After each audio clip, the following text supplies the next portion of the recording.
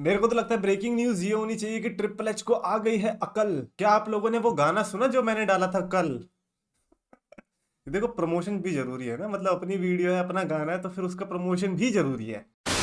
तो गैस, जो मैं चैंपियंस ऑफ द वर्ल्ड में 3DX चेतन, बड़ा ब्यूटीफुल मंडे नाइट रो। बोल्ड प्रिडिक्शन मैंने कर दी थी कि मंडे नाइट रो जो बहुत ही बैंगर होने वाली है। बैंगर थी या नहीं ये तो खैर नहीं कह सकते, because Roman Reigns was not there, Brock Lesnar was not there, but still somehow we got someone who might be the future of this industry। खैर, जो रॉ की स्टार्ट करी थी वो करी थी द विजनरी ने, यानी कि सेथ फ्रिकिन रॉलिंस। अब मेरे को ये चीज अच्छी लगी उस वाले पार्ट की कि सेथ रॉलिंस किस तरीके से स्टैब्लिश कर रहे थे यूनाइटेड स्टेट्स चैंपियनशिप को as the top prize on that brand, because that's what it is. अगर कुछ भी है, रोमन रेंज भले ही चैंपियन है, वर्ल्ड चैंपियन, लेकिन फिर भी वो स्मैकडाउन की तरफ मेजरली ज्यादा दिख रहे हैं। बट रॉ के लिए I think Rollins is the perfect choice to be the top guy. और उनके चैलेंजेस के लिए भी हमने देखा किस तरीके से लैशली, अली ये सब आ रहे थे, और आज भी यही देखने को मिला। लैशली ने भी इंटरप्ट किया, मुस्तफा अली ने भी इंटरप्ट किया, और ये आपस में ही भिड़ गए और इनके बीच भी मैच देखने को मिला। बाय द वे, उस मैच के लिए मैं ये नहीं कहूंगा कि बॉबी लैशली ने मुस्तफा अली को हराया।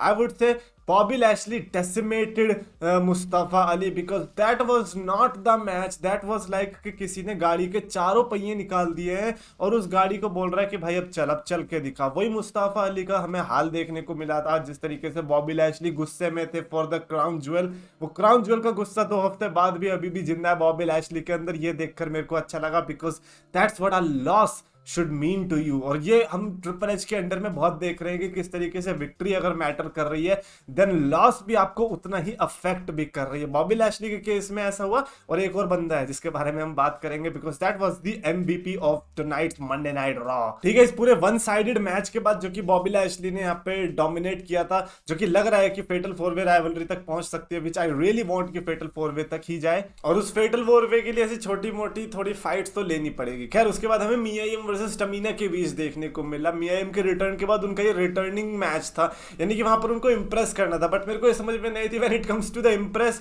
आप नटालिया, टमीना, इनके सामने क्या करोगे इंप्रेस दिखा के? हाँ, मेरे को लगता है कि उनके सामने हॉर्न्सवॉगल रख दो, वो भी हरा ही सकता होगा। मतलब एक चांस तो आ ही जाएगा हॉर्न्सवॉगल का हराने का। तो ऐसे में ये इंप्रेस तो मेरे को समझ में नहीं आता है। बट जो मेन बात थी वो ये कि रिया रिप्ली भी उनको डिस्ट्रैक्ट करने आई थी। हालांकि बाद में रिया रिप्ली की हिम्मत नहीं हुई कि उनके अगेंस्ट रिंग में जा सके, जो कि मिया यिम को और बड़ा सुपरस्टार दिखा रहा है। Fans are actually loving now Mia Yim, and specially considering कि वो एजे स्टाइल्स की टीम में है, द ओसी में है, वो मेरे को बड़ा अच्छा लगा। तो जैसी सर्वाइवर सीरीज आ रही है, काफी क्लस्टर सा चीज हमें देखने को मिल रही है, बिकॉज आप देखोगे कि किस तरीके से मिया यिम रिप्ली के साथ लड़ रही है, जो कि जजमेंट डे के साथ है।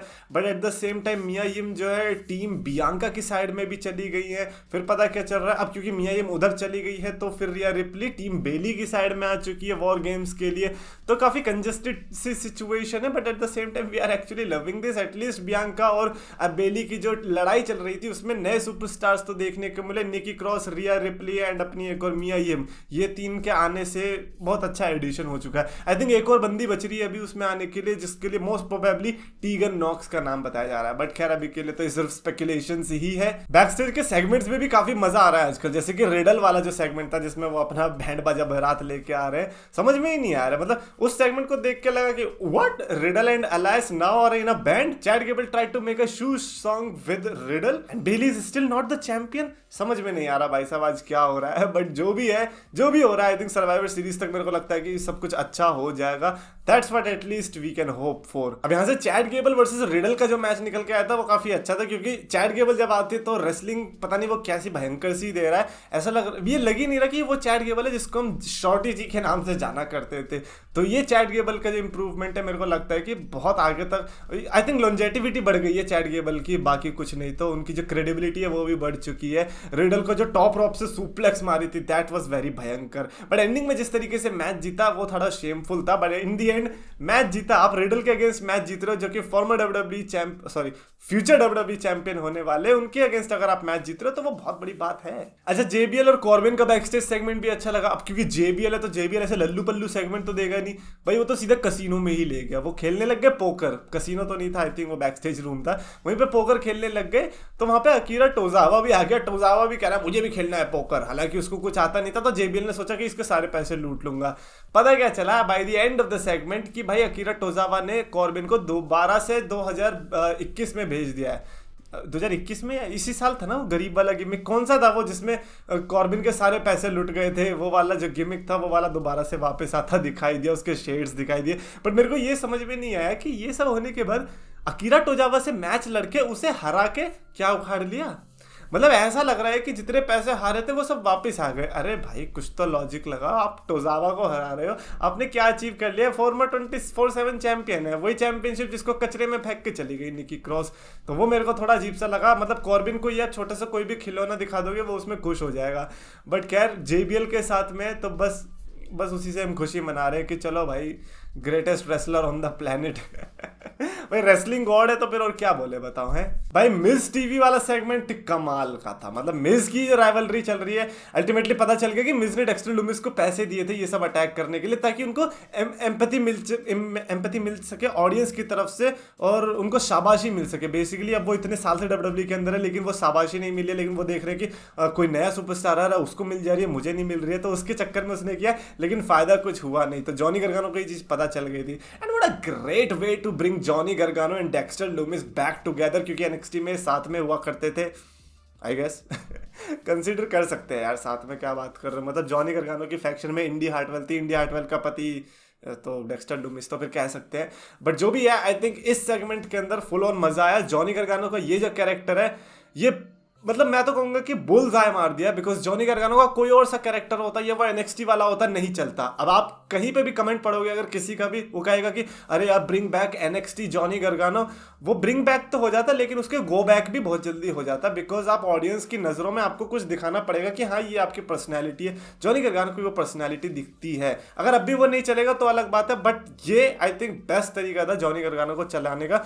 ब्रो द मिस को झुक के बात करनी पड़ रही थी जॉनी गर्गानो के लेवल पे आने के लिए। Can you just imagine the situation right now?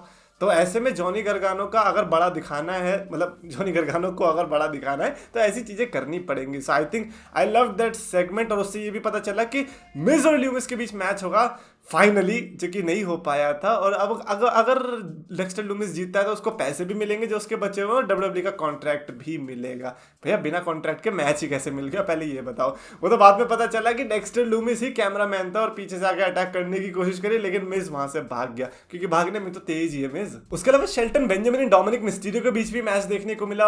I think triple H को कूडोज देना चाहूंगा that he is trying to utilize दो सुपरस्टार्स जो कि अंडर कार्ड में काफी अच्छा परफॉर्म कर सकते हैं। बट आई गेस अब वो वर्क नहीं करने वाला क्योंकि अब तो बहुत लेट हो चुका है। डोमिनिक मिस्टीरियो ने यहाँ पर मैच जीता, kudos to him for his victory. अगर आप एजे स्टाइल से जीत सकते हो तो फिर शेल्टन बेंजामिन से तो इजी रहेगा ही जीतना। अच्छा इसके अलावा इयो स्काई ने डाना ब्रुक को हराया ये कैसा मैच था? नहीं ठीक है यार, अब डाना ब्रुक इतनी क्यों पसंद है ट्रिपल एच को?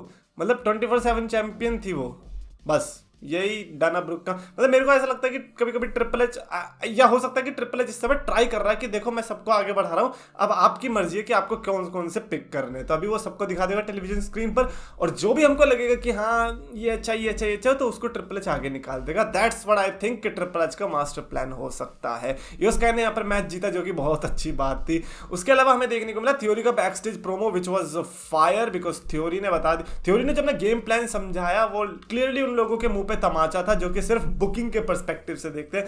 बिकॉज कब तक बुकिंग यार, एक तो दिन आएगा जब तुम लोग थकोगे। कभी तो स्टोरी लाइन के पर्सपेक्टिव से देख लो। पिछले हफ्ते ही सेंस बन गए, पिछले हफ्ते क्या होता पहले ही सेंस बन गई थी कि थ्योरी रोमन रेंज पे कैश इन नहीं कर सकता, और आज उसने बता दिया कि भैया मैं करूँ तो कैसे करूँ। कभी ब्लड लाइन आ जाती है, कभी सैमी ज़ेन, कभी वो टाइसन फ्यूरी आ जाता है, तो भैया मेरे को चांस कहाँ मिलेगा। तो इसीलिए उसने सेथ रॉलिंस पे कैश इन किया, तो उधर लैशली आ गया। अरे उसे क्या पता थी कि लैशली के साथ भी पंगा चल रहा है, लैशली को लेसनर ने हरा दिया तो इसीलिए उसको इतना गुस्सा आ रहा है। तो थ्योरी की इसमें तो कोई गलती थी नहीं, थ्योरी ने अपना पूरा बेस्ट दिया, लेकिन उसके चक्कर में जो थ्योरी का गुस्सा आया, जो मैंने कहा था कि हारने के बाद जो इफेक्ट आया वो थ्योरी पर आया। He is the MVP of tonight show, because पहले तो डॉल्फ जिगलर के साथ पंगे हो गए बैक स्टेज में ही कि डॉल्फ जिगलर ने कहा वर्स्ट कैश इन होगा तुम्हारा मजा आ गया क्योंकि डॉल्फ जिगलर का तो one of the best cash in में आता है। तो इन दोनों के बीच मैच हुआ, उसमें भी डॉल्फ जिगलर ने इतने क्लोज फिनिशर्स मारे, मतलब एक तो वो जिगजैग ही मार दिया था, जिगजैग पे भी थ्योरी ने किक आउट कर दिया। And that was the moment जहां पर मैंने डिसाइड कर लिया that that was the match of the night, at least so far. जहां तक रॉ वहां तक हुई थी, वहां तक के लिए डॉल्फ जिगलर वर्सेस थ्योरी का जो था वो बेस्ट मैच था।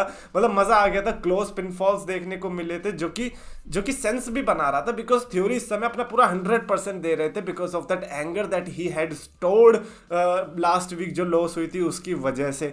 तो थ्योरी ने यहाँ पर अपना पूरा बेस्ट दिया और अपने फिनिशर मारने के बाद पिन नहीं किया।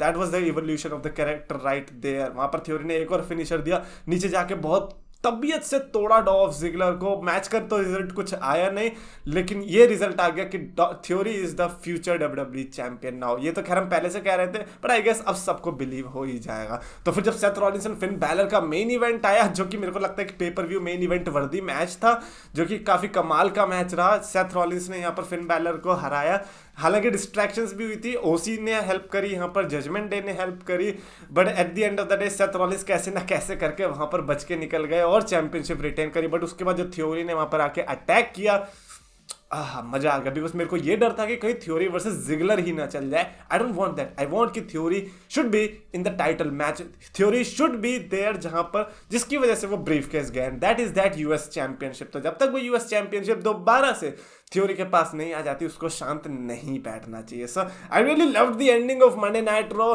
हो सकता है कि मैं बायस्ड भी हूं, बिकॉज थ्योरी था, अपना ही दोस्त था, तो थ्योरी अगर ऐसे शो का एमवीपी बनेगा तो मेरे को तो मजा आने ही वाला है। मतलब लास्ट वीक की जो मंडे नाइट रॉ थी, जो कि मेरे लिए वर्स्ट रॉ एंडिंग थी साल की, उससे मतलब आज की रॉ तो बहुत ही ज्यादा कमाल की लगी, at least for me, that's what I am saying. तो रॉलिंस को भी जो पीटा है, उसके बाद तो भाई मेरे को Rollins versus Lashley versus Ali versus theory, ये फेटल फोर वे तो चाहिए ही चाहिए, बिकॉज अब ये परफेक्टली सीमेंटेड राइवलरी बन चुकी है। अब ऐसा नहीं है कि कोई भी जबरदस्ती घुसा हुआ है।